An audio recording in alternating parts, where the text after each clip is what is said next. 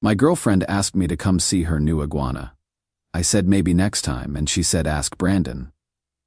He knows how to handle responsibility. Then completely cut me off. What did I do wrong? I am Ethan, 28, and I have been dating Madeline, 27F, for about 10 months. She comes from this tight-knit family that has always been a little intense, but I thought we were building something real together. Until 3 days ago. We had just finished this amazing dinner date. One of those perfect evenings where everything clicks. You know, good food, great conversation, lots of laughing. I walked her to her car, we kissed goodnight, and I was feeling like the luckiest guy in the world. Then she said, "Hey, wanna come over and see my new iguana? I just got him yesterday." I was honestly beat from a long week at work, and it was already past 10 p.m. Plus, I had an early meeting the next morning that I needed to prep for. That sounds cool, babe, but I am pretty wiped. Maybe I can meet him this weekend? Her entire demeanor changed instantly, like completely shifted from warm and affectionate to cold and distant in the span of 2 seconds. Oh, okay, sure, but it wasn't okay. I could tell it wasn't okay. Is everything all right? I asked. Yeah, it is fine. I will talk to you later. She got in her car and drove off without another word. No kiss goodbye. No text me when you get home. Nothing. I figured maybe she was just disappointed and would be fine the next day. We all have those moments where we are tired and overreact to small things. Right? Wrong. The next morning, I texted her good morning like I always do. Nothing. Tried calling at lunch. Straight to voicemail. Sent another text asking if she was okay. Radio silence. By evening, I was genuinely worried. This wasn't like her. So I decided to drive over to her place to check on her and apologize for not being more enthusiastic about the iguana. That is when things got really weird. I pulled into her driveway around 7 p.m. and saw another car there. A car I recognized. It belonged to Brandon Wells, her ex-boyfriend from college. They had dated for 2 years before breaking up about 18 months ago. I knocked on the door, and Brandon answered. Brandon answered her door. Like he lived there. "Oh, hey, Ethan," he said casually, like this was totally normal. "Madeline's in the shower. Wanna come in?" I was so confused I actually walked inside. Brandon was cooking dinner in her kitchen. Her kitchen. There were grocery bags on the counter, and he was moving around like he knew where everything was. What is going on?" I asked. "Just making some pasta. Madeline had a rough day, so I thought I would cook for her."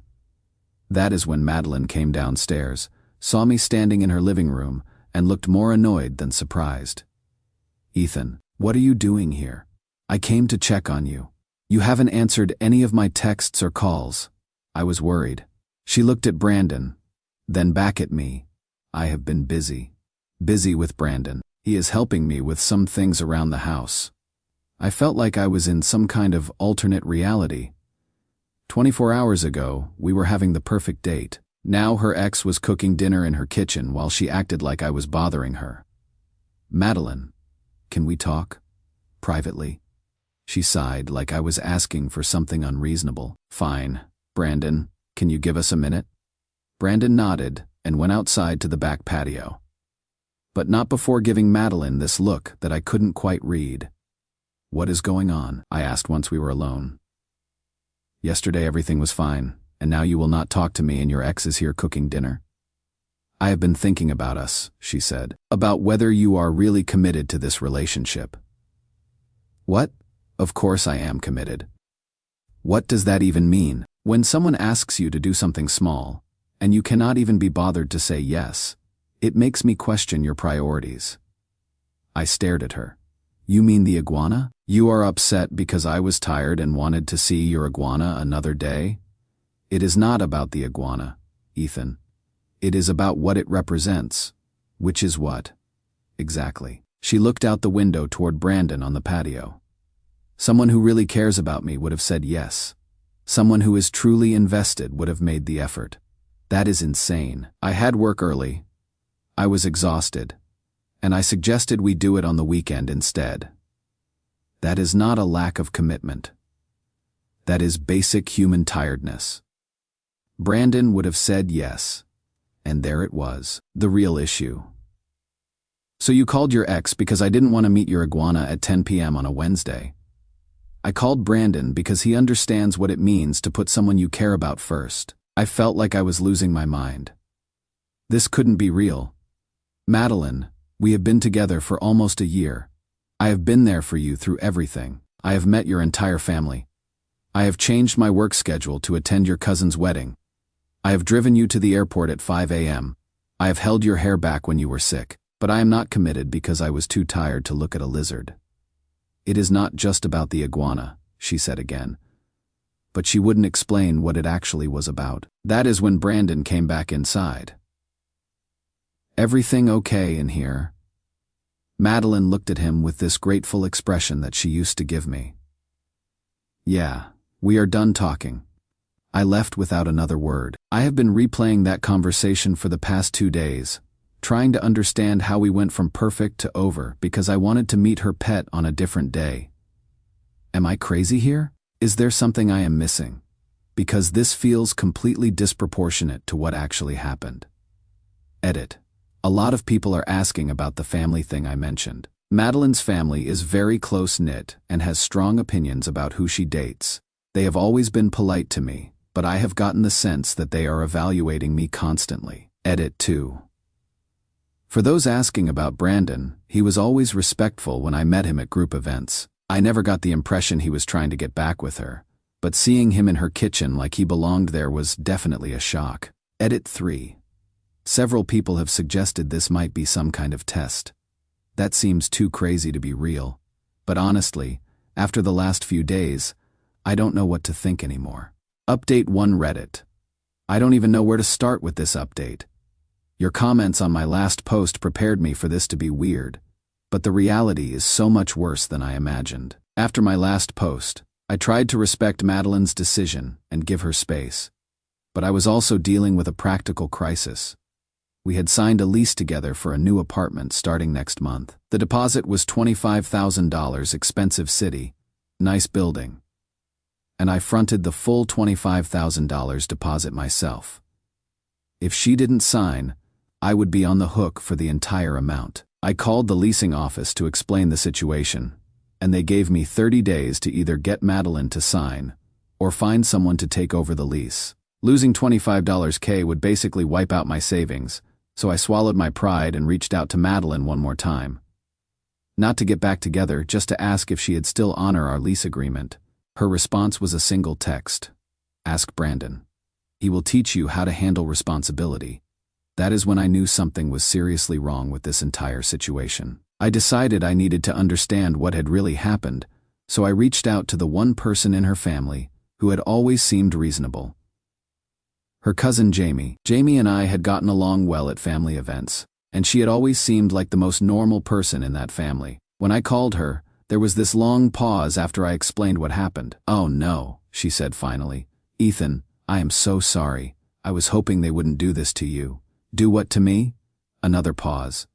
"The loyalty test. My Aunt Meredith, she has this system. For anyone who wants to date someone in our family long term." I felt my stomach drop. What kind of system? They create these scenarios to test whether someone will prioritize the family member over their own convenience or comfort. Small requests, usually, but they watch how you respond. If you say no to anything, even something minor, it is considered a failure. You are telling me that asking me to see her iguana was a test? Probably. Aunt Meredith designs them. She will suggest something to Madeline like, "Ask him to come over and see your new pet after your date. See if he makes an excuse. If you don't immediately say yes, you fail." I was silent for a long time, processing this. "Jamie, that is insane. That is not how normal relationships work. I know. It is why I moved across the country. I couldn't deal with the constant testing and evaluation of everyone I dated. My family has never forgiven me for marrying someone who failed. One of their tests. What was his test? Aunt Meredith asked him to help move furniture on the same day as his grandmother's birthday party. He chose his grandmother. The family considered that a betrayal of priorities. Jesus Christ. So Madeline just went along with this. Madeline believes in the system. She thinks it weeds out people who aren't truly committed. She has never dated anyone who wasn't pre-approved by Aunt Meredith. What about Brandon? Brandon knows how to play the game. He has been through it before with other family members. He always says yes to everything, no matter how unreasonable. That is when it all clicked. Brandon wasn't just her ex, he was her safety net. Someone who had already passed all the tests and could be called in whenever her current boyfriend inevitably failed. Jamie, this is sick. They are manipulating people into fake behavior to prove love. I know, but they see it as protecting the family, making sure people are truly devoted. After I hung up with Jamie, I sat in my car for an hour trying to process everything I had learned. Then I decided I needed to confirm this for myself. I called Aunt Meredith and asked if I could take her to lunch. She agreed, probably thinking I was going to beg for another chance with Madeline. We met at a diner near her house, and after some small talk, I cut to the chase. Meredith, I need to ask you something directly.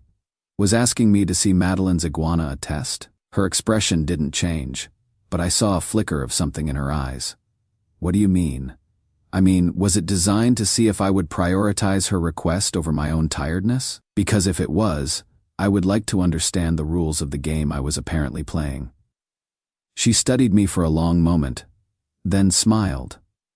Not warmly.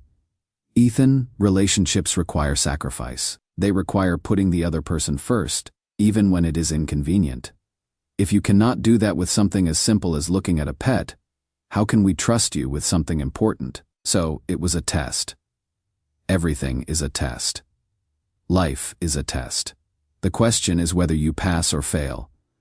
I pulled out my phone and showed her a screenshot I had taken from social media. It was from Madeline's private Instagram story. One that I could still see because she hadn't blocked me there yet. It was a group text with several family members. The text read, Ethan failed the iguana test. Brandon is back in, meeting Sunday to plan next steps. Meredith's smile faded when she saw it. You put my personal business on social media, Madeline posted it. I just took a screenshot, but this confirms everything, doesn't it? You have a whole system for testing and discarding people. She stood up. I think we are done here. No, we are not. Because you need to understand something. I am not going to disappear quietly like I am sure others have. This system you have created is toxic, and it is ruining your family members' chances at real relationships. Our family is very close. Your family is scared. You have created an environment where love has to be earned through performance, instead of given freely. That is not closeness. That is control. I left money on the table and walked out, but the damage was already done. I had less than 3 weeks to find someone to take over the lease, or lose $25,000. Edit. A lot of people are asking how this is legal. The lease agreement was contingent on both of us signing. Since she is refusing, I am technically breaking the contract, which means I forfeit the deposit. Edit 2. Several people have suggested I could sue her for the money. My lawyer says it is possible but would cost more in legal fees than I would recover, and it would take years to resolve. Edit 3. For those asking about the group text screenshot, Madeline had added me to her close friends list on Instagram stories, which she forgot to remove. The story showed her phone screen with the family group chat visible. Final 2 Reddit. I am back with the conclusion to this insane story, and honestly, it is better than I could have hoped for. After my lunch with Aunt Meredith, I had 18 days to find someone to take over the lease, or lose $25,000. I was desperate. I posted on every apartment hunting Facebook group, Craigslist, contacted real estate agents, even put flyers up around the building. Nothing. The rent was high, the timing was bad, and I was running out of options. In my desperation, I did something I am not proud of. I decided to try playing their game. I showed up at Madeline's house with flowers and a handwritten letter apologizing for not understanding what was important. I basically groveled, said I had learned my lesson about putting her first, and asked if we could try again. Madeline and Brandon were both there when I arrived. They looked at each other and actually started laughing. Oh, Ethan, Madeline said, you think you can just perform your way back into my good graces? This is exactly what Aunt Meredith said would happen, Brandon added. They always come crawling back when they realize what they have lost. The smug satisfaction on their faces was nauseating, but what really got to me was how rehearsed it all felt. Like they had done this exact scene with other guys before. You know what the funny thing is? Madeline continued. Even if you pass the next 10 tests perfectly, we will never trust that it is genuine. Once you fail, you are always marked as someone who needs to be constantly evaluated. That is when I understood the true cruelty of their system. It wasn't just about testing loyalty, it was about creating a permanent hierarchy where the family held all the power and their partners were perpetually auditioning for approval. I left without saying another word, threw the flowers in a dumpster, and drove home feeling lower than I would ever felt in my life. But sometimes when you are at rock bottom, the universe throws you a lifeline.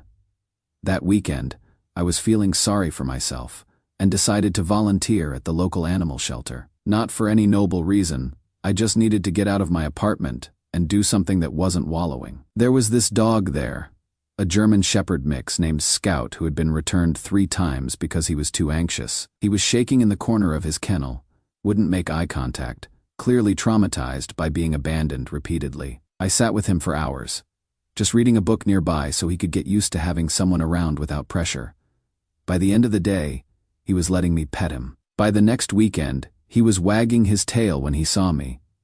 The shelter coordinator, Sophie, noticed how well Scout and I got along. He has never responded to anyone like this, she said. You should consider adopting him. I cannot, I explained. I am about to lose my apartment deposit, and I might have to move back with my parents. A dog wouldn't be fair right now. That is when Sophie asked what was going on, and I found myself telling her the whole story. The failed test, the family system, the lease situation, everything. She listened without judgment, then said something that changed everything. I am actually looking for a place right now. What is the rent? 3 days before my deadline, Sophie signed the lease. She took over my portion completely, which meant I only lost the $5,000 transfer fee instead of the full $25,000.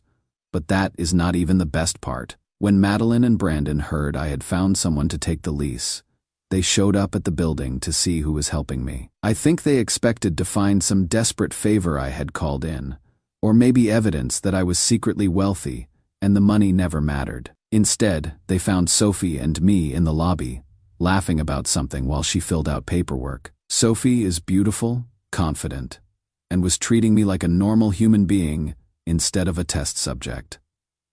The look on Madeline's face was priceless, pure shock that I wasn't broken and desperate. Who is this? She asked. This is Sophie, I said. She is taking over the lease. And you are? Sophie asked politely. I am Madeline. Ethan's we used to date. Oh, nice to meet you. Ethan told me you guys broke up because of some family test thing. That sounds really stressful. The casual way Sophie dismissed their entire system as some family test thing was perfect. No drama, no emotion, just a reasonable person recognizing unreasonable behavior. Brandon tried to recover. It wasn't a test. It was about commitment and priorities. Sophie looked genuinely confused, but he was tired and wanted to see your pet another day. That seems pretty normal. Madeline and Brandon left without another word. Final update 6 months later, I heard through Jamie, who has become a good friend, that Madeline and Brandon got engaged. But apparently, the engagement party was a disaster. According to Jamie, Brandon had to carry a notebook to remember all the family preferences and rules. He kept checking it throughout the party, which wine Aunt Meredith likes, which cousin to compliment first, what topics to avoid with which relatives. It was like watching someone perform a one-man show. Jamie told me. Madeline kept looking at him with this expression, like she was seeing him for the first time. Not in a good way. Apparently, Madeline approached Jamie later that night and said, "Do you think I made a mistake?" When Jamie asked what she meant, Madeline said, "Brandon is perfect for our family. But sometimes, I wonder if that is the same thing as being perfect for me. Too little, too late." The even better news: Aunt Meredith's system is starting to backfire. Several of the younger family members have started pushing back, pointing out that the testing has cost them multiple good relationships. Jamie told me there was a big family meeting where several cousins confronted Meredith about how toxic the whole system had become. They are starting to realize that weeding out anyone who will not submit to manipulation might not be the best strategy for finding healthy relationships. Jamie said. As for me, I am doing great. I adopted Scout. Sophie helped convince my new landlord to allow pets. I am still volunteering at the shelter, and Sophie and I have been casually seeing each other for a few months now. The difference between dating Sophie and dating Madeline is like night and day. With Sophie, I can be tired. I can have off days. I can say maybe tomorrow to things without it becoming a referendum on my character. She trusts me because I have shown myself to be trustworthy through consistent behavior over time, not because I passed a series of arbitrary tests. You know what I love about you? She told me last week. You are just yourself. No performance. No trying to impress anyone. Just you. That is what real love looks like. Not a series of hoops to jump through, but acceptance of who you actually are. I learned something valuable from this whole experience. There are games where winning and losing both cost you your authenticity. The only way to truly win is to refuse to play. Madeline got her perfect test passer in Brandon, but she lost the chance for a genuine connection with someone who actually cared about her. Aunt Meredith got her family control system, but she is watching it destroy the relationships of people she claims to love, and me. I got out before I lost myself trying to be someone else's idea of perfect.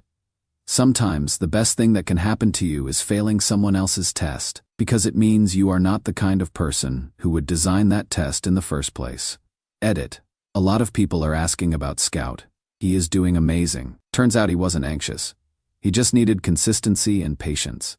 He is the best hiking buddy and has helped me meet tons of people at the dog park. Edit 2. For those asking about Sophie, we are taking things slow and just enjoying getting to know each other without any artificial pressure or evaluation. It is refreshing to be with someone who likes me for who I am instead of who I might become if properly trained. Edit 3. Several people have suggested I should warn other guys about the family's testing system. Jamie tells me word has already spread through their social circles, and several guys have started asking direct questions about family traditions before getting serious with any of the women. Edit 4. This will be my final update on this situation. I am focused on building a healthy life with people who don't think love should come with a performance evaluation. Thank you to everyone who offered support and shared similar experiences. It is amazing how many people have dealt with manipulative testing in relationships. The most important thing I learned, when someone makes you audition for their love instead of freely giving it, that is not love at all. That is control. And the only winning move is not to play.